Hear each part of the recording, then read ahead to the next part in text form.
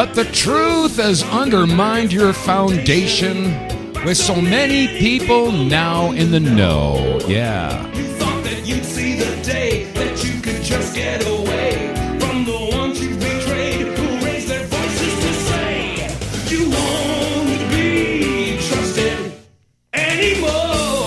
All right, good morning, good afternoon, good evening, ladies and gentlemen, wherever you're situated on this great big beautiful blue globe floating through the void of Yah's creation. It is Tuesday, Taco Tuesday, the 14th of October, 2025.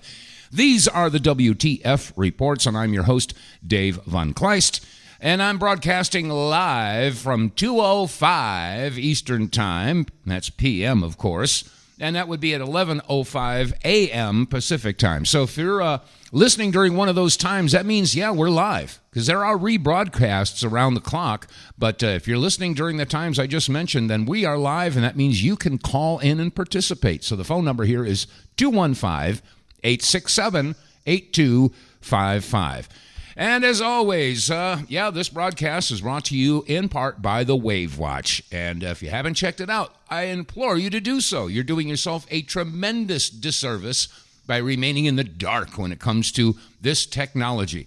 It's a Rife machine you wear on your wrist. So go to our website, TheWTFReports.com, and you'll see a little pop-up there, or you can click on the sponsors page, and it'll take you down a little area where you can find out about the Wave Watch. And once you know what it is, you're going to want one. It's a good thing. It's good technology.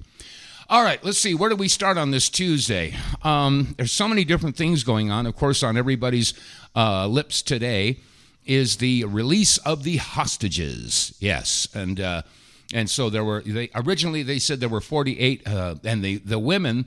Apparently, they're saying that, the women weren't released because they're all dead and they were raped. No, the women were released several days before. As a matter of fact, they've been releasing some of the women for the past couple of weeks. But I find it curious that, people being held in Palestine are the hostages, but people being held in Israel are prisoners.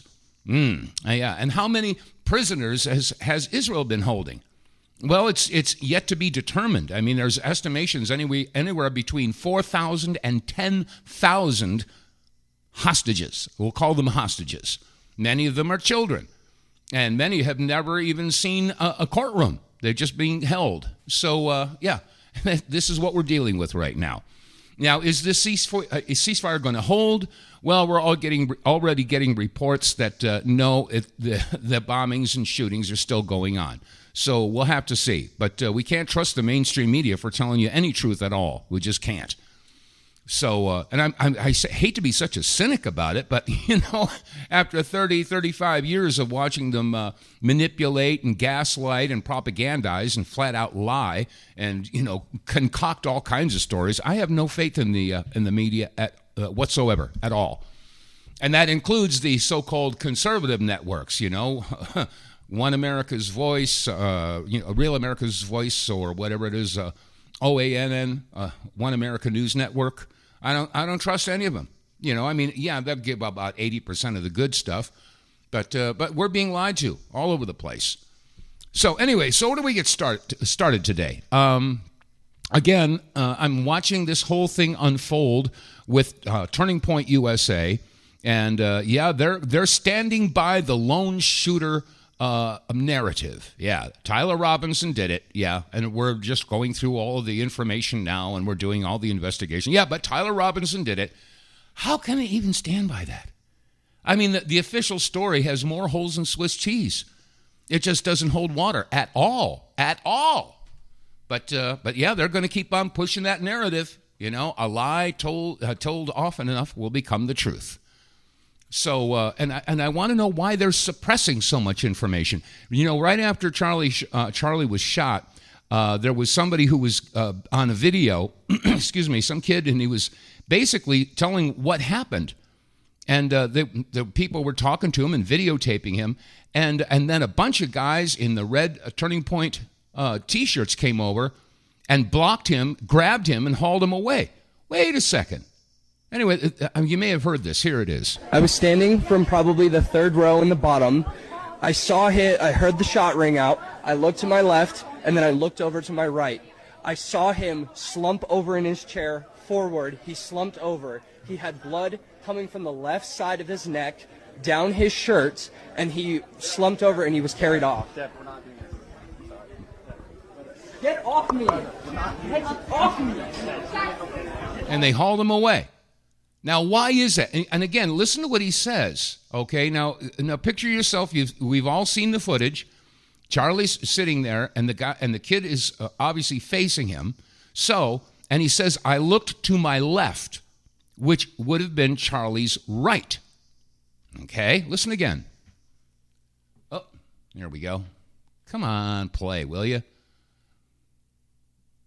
Okay, there we go. From probably the third row in the bottom. I saw hit. I heard the shot ring out. I looked to my left. Okay, right there. I looked to my left, which would have been Charlie's right. Okay, so that indicates that the shot came from that direction, not from way over behind him, but over to the left. And then I looked over to my right. I saw him slump over in his chair forward. He slumped over. He had blood coming from the left side of his neck down his shirt, and he slumped over and he was carried off. Okay, now right there, these guys in the red shirts swarm around this guy, and they grab him, and he starts saying, "Hey, get off of me! Get off of me! Get off me! Get off me!" Now, why would TPUSA staff members not want this guy talking? Why would they stand in between the guy who's shooting the video and try to block this thing? It just doesn't make sense. So that's why I'm saying I think there's so much more to this whole story, and Turning Point USA has no interest whatsoever in pursuing any of this information. No. And they've got all the videos, and I'm sure that they say, "Oh, well, we gave it to the FBI." Okay, well then where are those videos, Kash Patel?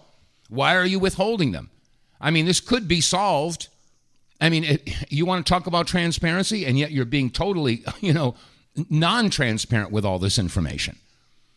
So, and I can't help but think that, what do they say? They say the road to hell is paved with the best of intentions. And I think that would be the case with a lot of the members of Trump's cabinet going into this administration.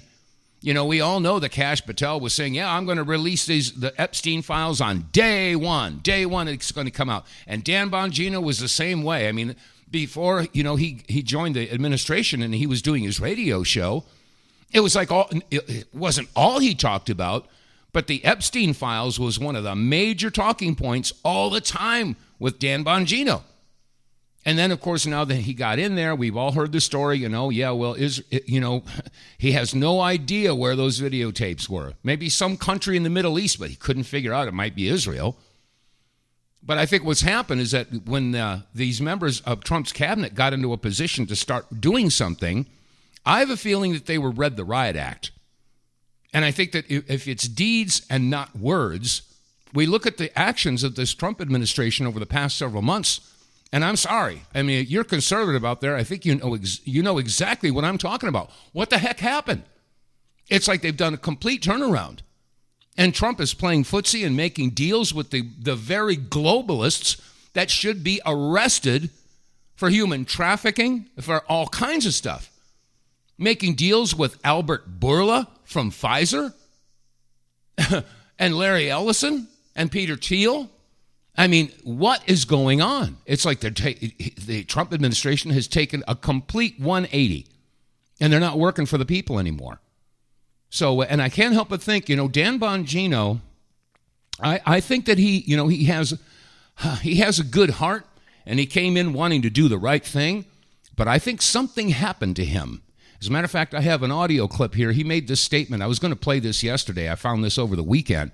But here's Dan Bongino, and I was watching this. It was on TikTok, and his eyes were all red. It looked like he had been shedding tears, and he was obviously choked up when he made this statement. And I want you to hear and listen carefully to what he says and how he's saying it. This is very telling, very interesting. Listen up. I'm really just a little bit overwhelmed. Because, with the show and all the clips and having everybody here, it's the energy kind of just distracts you from the reality of, what's about to happen. And it really hit me this morning. I want you to know how much I love you guys. I mean that. From this point on, if you follow me on... I got to pause it right here. Like I said, it sounds like he's choking back tears. This is almost like he's saying goodbye to everybody. Keep listening. All right, deep breath. See? Breathe in. It's easier. My social media accounts are not going to be abandoned, but I won't be posting about politics. It'd be inappropriate during my time. There's understandable restrictions on that, which make perfect sense. But you can still follow me. I'll be opening up different accounts and official accounts and things like that. But I have to stay out of the political space because it's the right thing to do and it's the rules. And I hope you understand that.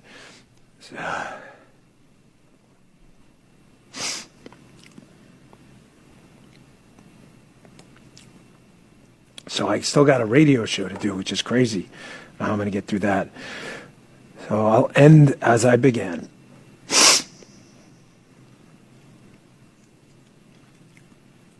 I'll see you guys on the other side. Wow. Now, what does he mean by that? What is going on? Did Danny Boy find out what the real mover, or who the real movers and shakers are? Did he discover maybe the meaning of those three magic words? Bribery, coercion, blackmail. Maybe he's on the wrong side of that. I don't know. But he was obviously quite emotional when he made that statement. And to close it off by saying, I'll see you on the other side. What does that mean? So maybe this would explain why there's been a 180-degree turnaround with the Trump administration. So instead of arresting and prosecuting the perpetrators, he's making deals with them. Remember last month he had that big dinner at the White House, and he had Bill Gates there sitting right next to Melania. Yeah, I mean, he had, and Mark Zuckerberg sitting at the same table. I mean, these are people who betrayed him. These are people who committed crimes against the United States, who participated in censorship, who participated in a global genocide with the bio jab, with the hokey pokey thingy dingy. And then he makes a big multi-million-dollar deal with Albert Bourla and Pfizer. I mean, and of course, Larry Ellison and Peter Thiel.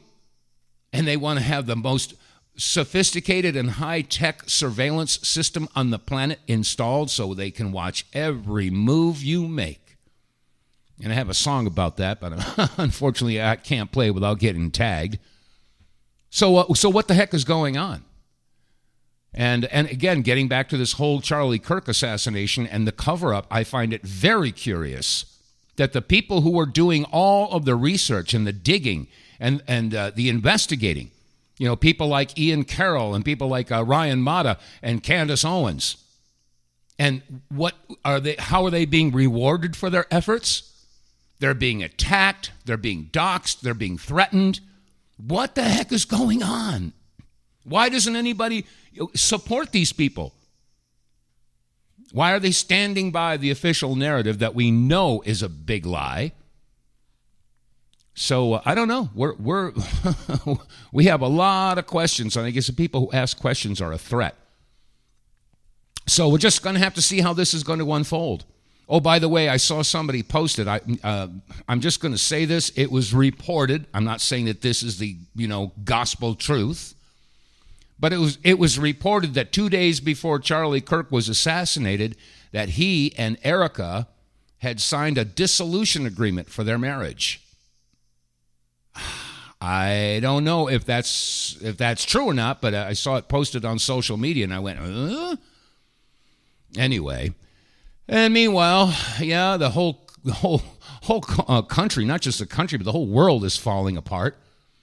And as a matter of fact, there was a woman who did some statistics. I think I played this clip yesterday, but if not, it's worth hearing again.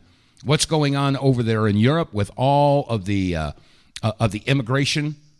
That's the illegal immigrants that have gone into Sweden and the Netherlands and France and Germany and Spain and England, all over Europe. Listen to what's going on there. Sweden used to be one of the safest countries on the planet, right? We all know that. Yeah, ever since they opened their borders, as of 2025, they see an average of 1 bombing per day.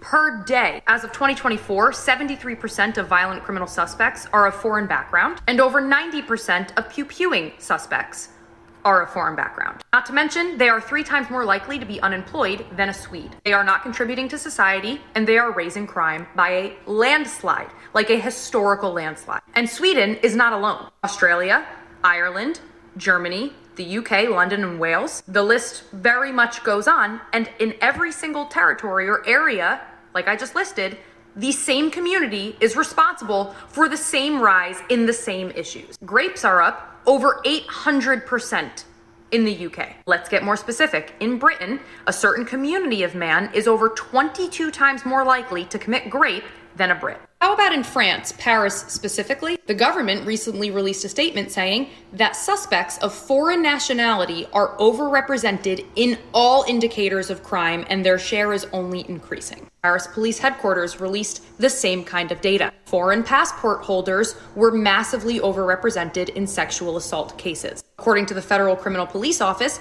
this isn't the only place that this is happening in. Switzerland, Finland, Denmark, and Italy are seeing the same exact kind of numbers. The UK Ministry of Justice gives worse numbers. Violent offenses in England and Wales, you are talking a ratio over 200 to 1. Foreign-born to non-foreign-born. So where does this leave us? Stop calling people phobic that are bringing these statistics to the table. Stop calling people hateful and irrational for having concerns of bringing a culture to the West that does not align with Western values or traditions. It is okay for me to not want to align with the very same community that cheered happily when 9/11 happened, that marries 5-year-olds and 6-year-olds, that is seen, that chants death to America every single time they get together in their gathering. The same community in which their own book says that a woman's testimony is half the worth of a man's. The very same community that has to write letters to their government when people of these descents get arrested because they didn't know any better, even though they just raped 4 women.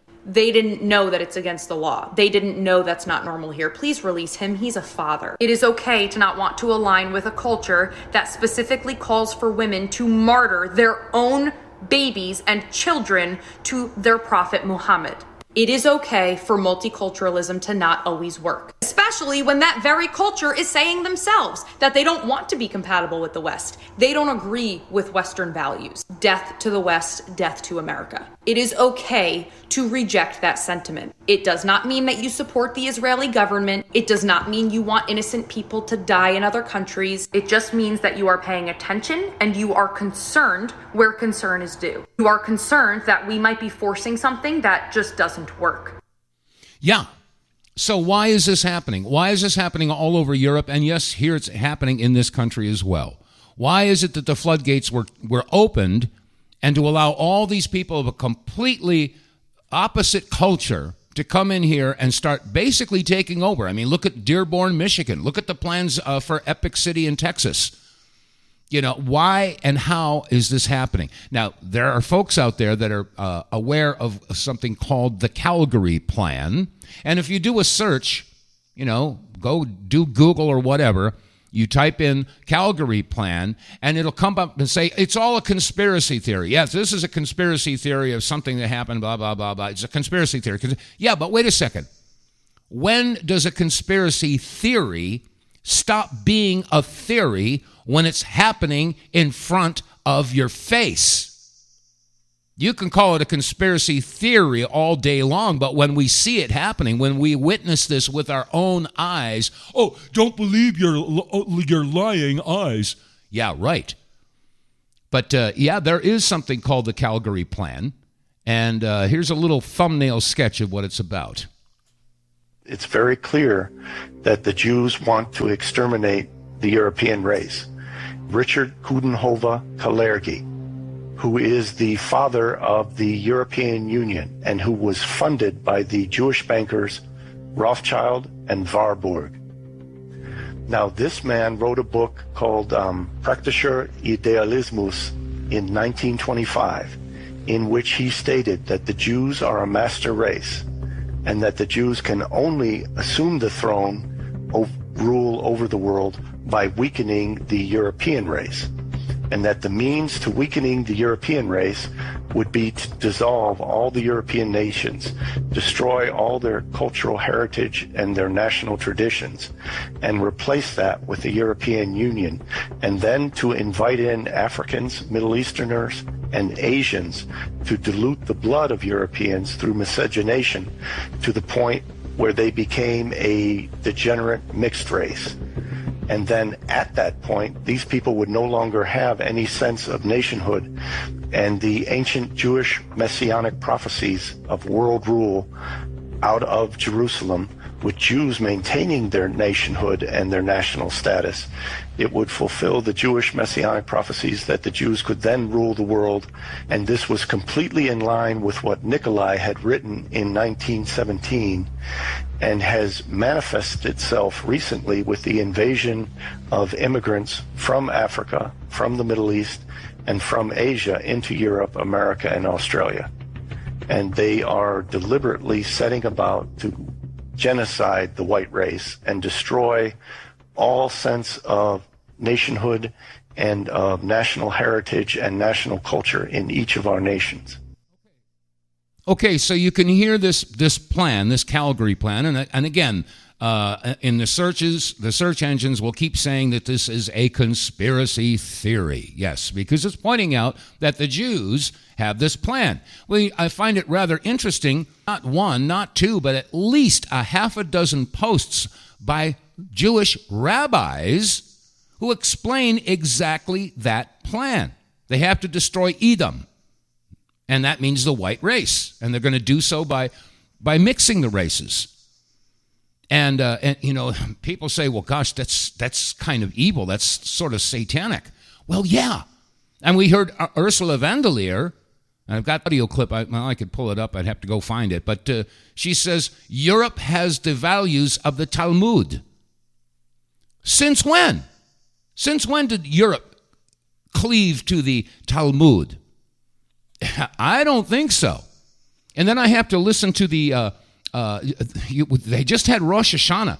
Wait till you hear this. This was a woman who was speaking about the holiday, and it was very, very telling. Listen carefully to what she says. Now, again, when you're talking about the Talmud, you're talking about human sacrifice.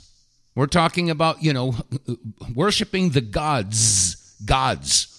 Well, wait a second. I thought the Jews and Christians had the same Old Testament and the same 10 commandments. Thou shalt not have any other gods before me.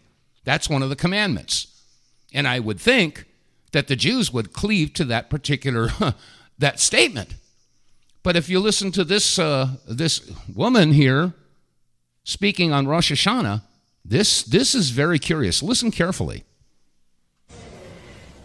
The greatest self is that we have outgrown human sacrifice. Okay, I'm going to stop it right there. The greatest lie is that we've outgrown human sacrifice? Listen more. We call it by different names now and make our offering to different gods. Different gods? Oh my. We offer young men we call soldiers, as if the designation means that their mothers cry less when they die. We call masses of humanity collateral damage and turn our eyes away from the pictures of their lifeless bodies as we sip our morning coffee. That's because they're sacrifices. And the truth is, we don't do it because we are heartless. We do it because we believe that it is necessary for the world to keep running.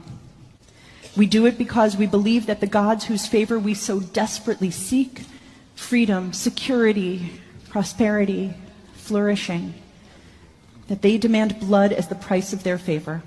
Are you hearing this? Are you listening? We do it because we cannot see any other choice. And maybe that's why we read the Akedah, the binding of Isaac, on Rosh Hashanah. Because the story of the Akedah isn't about inconceivable obedience. When Abraham prepares to sacrifice Isaac, he is just accepting the same bargain of blood we still accept today, that some need to die for the world to flourish. Is this unbelievable or what? I mean, the quiet part was spoken out loud. She's talking about gods. She's talking about blood sacrifices. Is this in line with your values? I mean, are we being manipulated again? We're just being psyoped left and right. We really are. As a matter of fact, a lot of people are figuring that out. Listen to this one. We all have been sold the biggest con of our entire life. And this is that the problem is left versus right, or Republicans versus Democrats. And that is the distraction fireworks show that they want us screaming about while they're doing something else. And this is a magician's trick, and I'm about to really show you what Charlie has kind of exposed here. If you turned on cable news today, you go in your living room, turn it on, maybe you scroll social media, what are you gonna see? The absolute fringe. They're gonna show you the loudest, dumbest, most cartoonish people from the other side blasted in your face 24/7. You're not being shown your neighbor or your coworker or the mom next door who votes differently. You're being shown a bunch of professional lunatics that are handpicked to make you think one thing. And the one big thing that they want you to think is, oh my God, these people are insane. They are the enemy. That's the reason that we're going downhill. And none of this is an accident. This is word for word textbook psychological operations. And military psyops manuals literally describe how you isolate a target audience, then you pump them full of a bunch of outrage, you create a tribal us versus them identity. This is straight out of a psyops textbook. So why would we want to do this? Or why would psyops want to do this? Because once you're locked into tribal thinking, you're going to swallow anything. You're going to believe any lie about the other side. You're going to cheer when other people suffer. You'll excuse things that you would never excuse in your own neighborhood if you watched it right in front of you and it was one of your neighbors. This is exactly the playbook on how you get otherwise decent, kind people laughing at a murder on the internet. That is how you radicalize a country without firing a shot. And they want the conflict to be right versus left. They want it to be red versus blue, liberal versus conservative. They want the conflict to be horizontal, a civil war. Yeah, because then we fight amongst ourselves.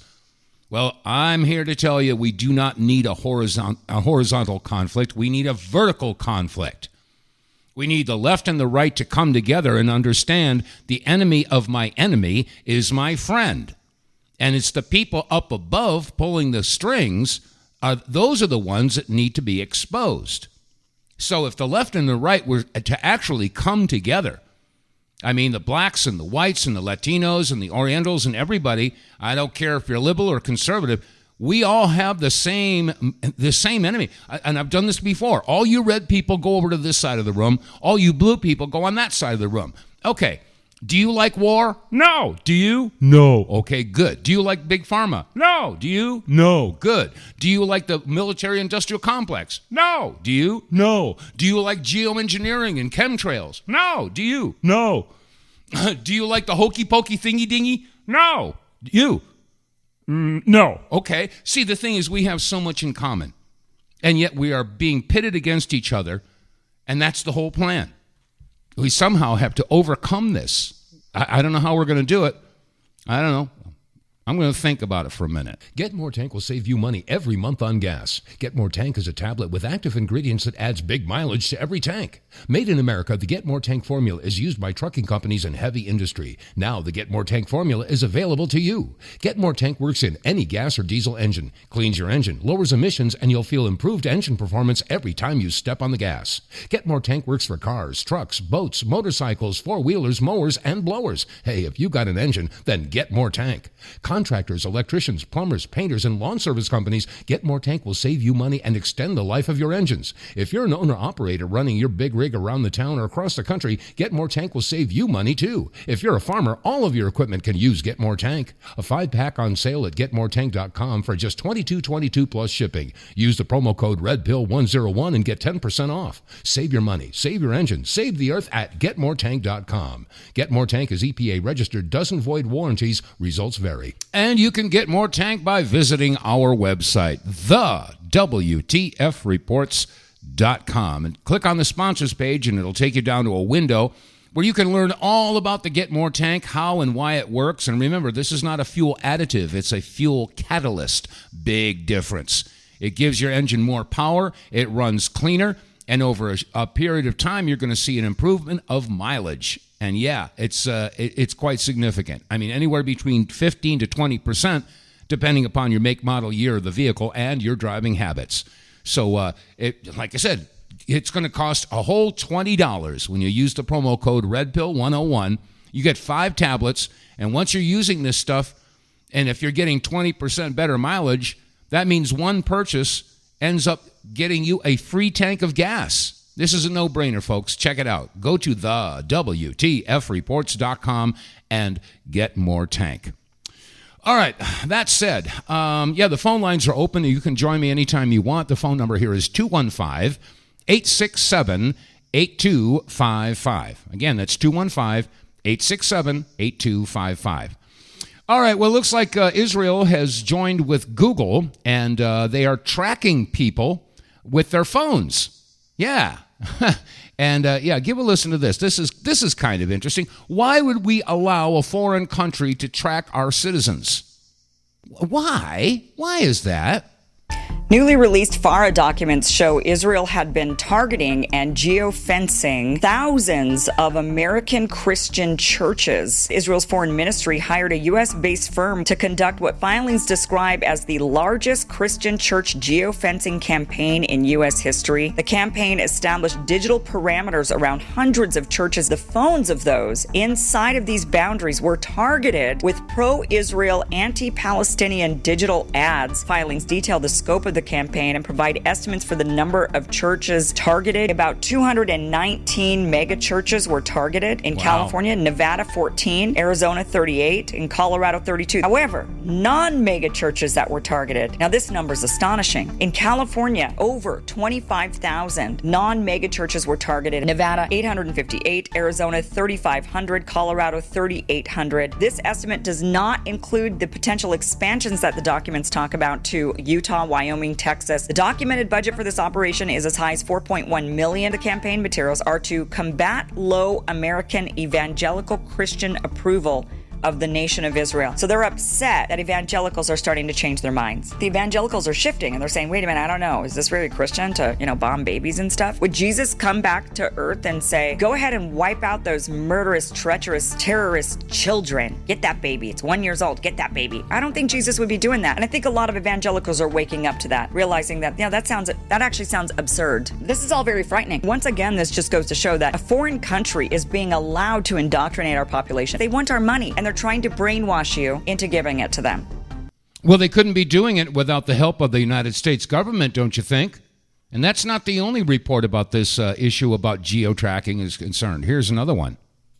Americans have finally united on an issue, and it is the lack of support for the modern state of Israel. So what does Israel do? Weaponize data tracking through a Christian LLC with the intention of manipulating Christians into supporting Israel. The San Diego firm Show Faith by Works LLC has registered under FARA as a foreign agent of Israel. They signed a $4.1 million contract with Israel for Christian church geofencing and targeted pro-Israel marketing to Christians through spyware. They call this the largest Christian geofencing campaign in U.S. history by tracking phones at college campuses, churches, political events, funerals, and more. The contract with Israel was signed just days before Charlie Kirk's memorial in Arizona, and Turning Point's Andrew Colvitz said their tech partners tracked 277,000 phones in and around the stadium. These people were digitally tagged to track outreach just by physical boundaries. Show Faith by Works LLC is partnering with and paying pastors and influencers across the country who push pro-Israel and dispensationalist ideology. The company's objective is to combat low American evangelical Christian support for Israel and to link the Palestinian population with extremist factions. They will use biblical argument to highlight the importance of Israel and Jewish people to Christians. Show Faith by Works has also received over $300,000 from Havas Media, whose affiliate company is Bridge Partners LLC, the company that was paid $900,000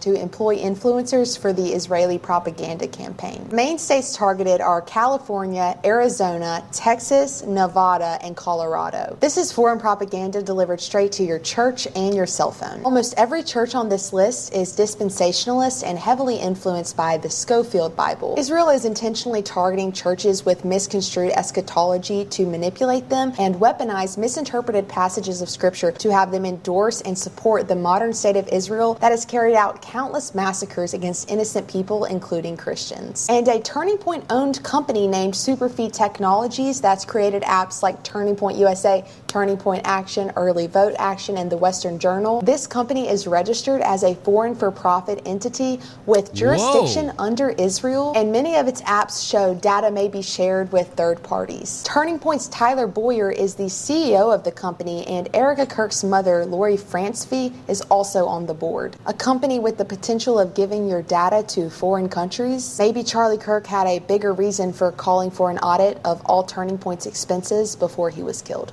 Yeah, maybe so. Okay, so is Turning Point USA behind this whole thing? And if so, why? Now, the old saying is, it's deeds and not words, right? So you look at what people do instead of what they say. And the point is that you look at that all the actions that are being taken by Israel and those who are being influenced by Israel, they're doing massive campaigns of propaganda. You wouldn't have to. If Israel and Bibi Netanyahu was doing good stuff, if they weren't, involved in a genocide, and again, I'm not standing up for the Muslims and the Palestinians. I'm talking about humanity. And I've said it on this broadcast before. Look at if our life on this planet is a test of our humanity, we are failing miserably. So the point is, if it's deeds, not words, I guess you got to throw out a whole lot of words to cover up your evil deeds. And that's exactly what I see happening here. So, and so it's not just geofencing and tracking, the Christians. Now they're also going after another group of people. Listen to this one. Not enough people are talking about this, but Trump's DOJ got approval by a federal judge to seize the full membership list of a national firearm owners organization. That means the DOJ now has names, data, and identifying information on these owners across the entire country. This document says within 21 days of issuance of this judgment, those plaintiffs identified in paragraph 2B shall provide to defendants a verified list of their members as of November 6, 2020. The plaintiffs in this case are, of course, a group called the Firearm Owners of America. This is one of those moments that completely flips the usual narrative, and it's very interesting to see, because for years now, Trump and his supporters have accused the Democrats of trying to take away all the firearms. But now Trump's own DOJ has issued something that looks very similar to the exact type of government overreach MAGA has been complaining about for years, and that's a federal level seizure of firearm ownership records. I don't think a single Trump supporter could possibly support that. This isn't a rumor or some sort of deep state plot. You can go look up the case number yourself. It was included in the document that I showed earlier. What this guy pointed out is very true, by the way. He says Trump is coming for your firearms. Nobody is safe in a police state. He's absolutely right. Authoritarian regimes take baby steps. First they go after the people you don't like, then they go after a few more people, then eventually when they come for you, nobody's left to defend you. Isn't that interesting? Yeah, so again, if it's deeds and not words, they talk a good talk when they're on the campaign trail, but now that they're in office, what the heck is going on? Well, they're just playing one side against the other. That's what they do. And there's all this talk about the government shutdown. We're in day 13 or something, day 14? I don't know, 2 weeks, something like that. And of course they're playing the blame game. Democrats blaming the Republicans, Republicans blaming the Democrats, et cetera, et cetera. And meanwhile, they're ratcheting up the division and the violence, believe it or not. And Chuck Schumer, he's real good at that. He's real good at that. As a matter of fact, let me see. I got a bunch of different clips here. Remember when he said this? Let me see if I can pull this up without messing it up. Here's Chuck Schumer. It is just such a hallmark of tyrannical, autocratic dictatorship societies that they use the prosecutorial department as a political weapon. It is a disgrace, and every American, I don't care if you're Democrat, Republican, liberal, conservative, moderate, people should be forcefully rising up against this. Forcefully rising up against this. Against what? Wasn't he just talking about lawfare? Did he seem to forget about the past 9 years? Ever since 2016, I mean, what did Trump face? And I'm not going to stick up for Trump because I've lost a lot of faith in that man. But the bottom line here, as soon as he was coming down that the escalator, the golden escalator, they went after him right off the bat. And let's see, we have, there was Jack Smith, and then there was Letitia James, and there's Fani Willis, and there's Adam Schiff, and then there was impeachment number 1, impeachment number 2, the raid at Mar-a-Lago, the arrests of Steve Bannon and Mike Lindell and Roger Stone. And I mean, that was blatant lawfare. Blatant. And so now Chucky's saying what? He's saying what? Oh, come on. No, I was going to play it again here. Let's try that again. Here it is. Oh, no. Stop that. I hate when I try to do two things at once, and I end up screwing it up. But anyway, remember when Schumer said this? Yeah, and he wants peaceful. He wants a peaceful end to the conflict between the right and the left. Yeah, right. I want to tell you, Gorsuch. I want to tell you, Kavanaugh.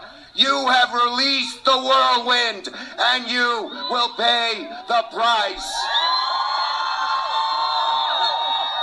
You won't know what hit you. Oh, that sounds peaceful. Let me see. What else did he say? There are those who believe that we are, in real time, living through an assault on the constitutional order. Do you believe that we are in a constitutional crisis right now? Yes, our democracy is at risk because Donald Trump shows that he wishes to violate the laws in many, many different ways. The good news here is we did put 235 judges, progressive judges not under the control of Trump last year on the bench, and they are ruling against Trump time after time after time. Yeah, so he just admitted to packing the courts. Yeah, and he said with progressive liberal judges. Now, who's talking about lawfare?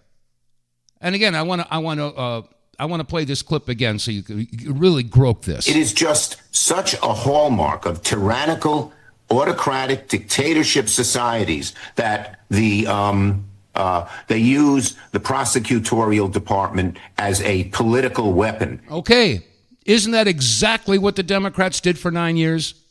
Yes, it is. That's exactly what they did. It is a disgrace, and every American, I don't care if you're Democrat, Republican, liberal, conservative, moderate, people should be forcefully rising up against this. That's right. Yes, we should. We should be forcibly rising up against those who perpetrated that. And now that it's, as they say, what goes around comes around, they were dishing it out for 9 years. And now the indictments are starting to come into their camp, and they're screaming bloody murder. Well, what the heck did you expect? Let me see what else. I got one more clip here with Chucky Boy. This is a time that all Americans should come together and feel and mourn what happened. Violence, which affects so many different people of so many different political persuasions, is an affliction of America. And coming together is what we ought to be doing, not pointing fingers of blame. Yeah, exactly. And that's why I was playing that clip a little bit earlier. We have all been psyoped. Every single one of us. I don't care if you're conservative or liberal. I don't care if you're a moderate. I don't care if you're black or white or Hispanic or Orient. I don't care what ethnic group you come from, what your national heritage is. We are all being played. And I don't know how you feel about God, but I think that if we all get ourselves centered and get back in touch with our spirit, and I've said that so many times on this broadcast, when you go and you look in the mirror, you've got to look beyond the eyes, okay? Look beyond this body that you're in, this vehicle. Question is, who's driving this vehicle? What kind of a driver are you?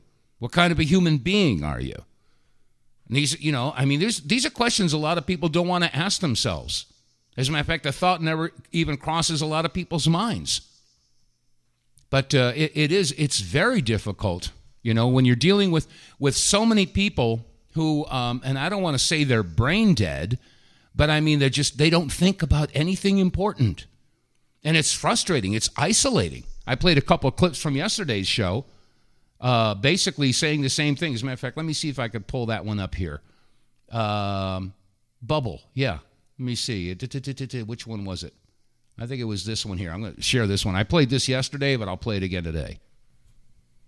Imagine living in a world where you're wide awake, okay? You've had the awakening. You see exactly what's going on in the world. You realize that we're living in a simulation, the Matrix, everything's an illusion, but you're living amongst people that are completely clueless, and they think you're crazy. Yeah. That's the world I live in. It's a very, my circle gets smaller and smaller and smaller, because once your eyes open and you see the world for what it is, you can't go back. And so many people either choose to live in the illusion, or they're just blind to it because they've been conditioned that way not to see it. Yeah, it's sort of like you've clipped your own wings. How can you get a 30,000-foot view or a 40,000-foot view of the world if you clip your own wings by shutting off the flow of information so that you can learn something? It's a nightmare, really, because they think you're crazy. You tell them stuff, and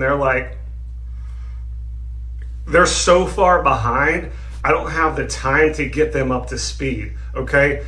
When you truly have the awakening and you wake up, your eyes open up and everything looks different.